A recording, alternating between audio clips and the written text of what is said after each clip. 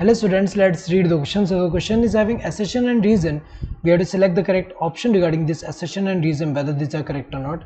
Assertion is zoological park is an example of ex situ conservation. ये तो correct है क्योंकि यहाँ पे हमें पता है कि जो zoological park है वो ex situ conservation का example क्यों है, क्योंकि उसमें क्या होता है कि उसमें जो organisms है उनको उनके natural habitat में हम conserve नहीं कर रहे हैं. उसको अगर हम देखें outside the natural habitat, वहाँ पे एक particular एरिया में ले जाके वहाँ पे हम उनको प्रोटेक्ट एंड कंजर्व कर रहे हैं. तो यहाँ पे दो टाइप होता है. एक कौन सा होता है, इन सिटू कंजर्वेशन स्ट्रेटजी होता है. दूसरा कौन सा होता है, एक्स सिटू कंजर्वेशन स्ट्रेटजी होता है. तो अगर हम देखें यहाँ पे इन सिटू वाले में क्या होता है, इन नेचुरल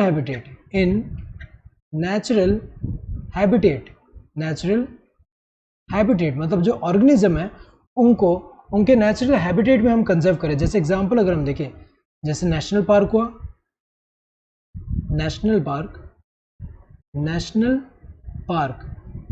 पार्क में हम करते क्या है, जो ऑर्गेनिज्म है या जो प्लांट्स हुआ या फिर एनिमल्स हुआ, ये जितने भी है प्लांट्स एंड एनिमल जो पर्टिकुलर एरिया में है, इनको उनके नेचुरल हैबिटेट जो है वहीं पे हम उनको प्रोटेक्ट करके कंजर्व करें एक तरह से.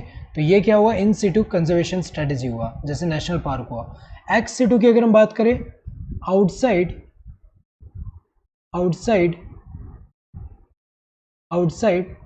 Of their natural habitat.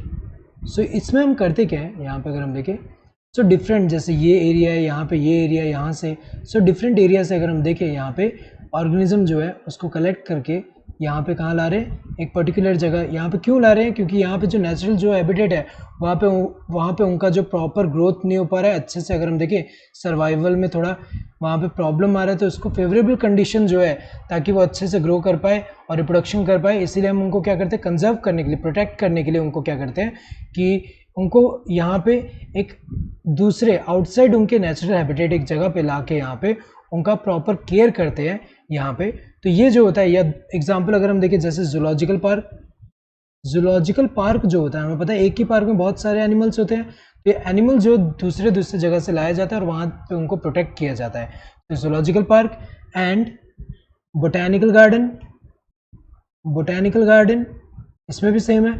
Botanical garden में हम क्या कर रहे हैं, यहाँ पे बोटैनिकल गार्डन में जो प्लांट्स है, डिफरेंट प्लांट्स को एक पर्टिकुलर एरिया में यहाँ ग्रो कर रहे हैं. तो अगर देखा जाए यहाँ पे ये तो करेक्ट है. रीजन क्या दिया है, in zoological park we conserve the organism outside of their natural habitat. ये करेक्ट है, क्योंकि हम इसको एक्स सिटू क्यों बोल रहे हैं, क्योंकि हम इनका जो कंजर्वेशन कर रहे हैं वो उनके एक्चुअल हैबिटेट से, नेचुरल हैबिटेट से बाहर कर रहे हैं. तो अगर हम देखें दोनों करेक्ट है and reason is the correct explanation of the assertion.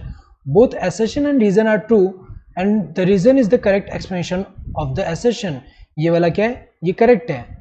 Both assertion and reason are true but the reason is not the correct explanation of the assertion. गलत है, क्योंकि दोनों true है, reason भी correct explanation है assertion का. assertion is true statement but reason is false. ये तो गलत है, क्योंकि यहाँ पे दोनों ही true है. both assertion and reason are false statements. गलत है, क्योंकि यहाँ पे दोनों false हैं, दोनों ही correct है. so correct answer would be this first one. hope you understood the question. thank you and all the best.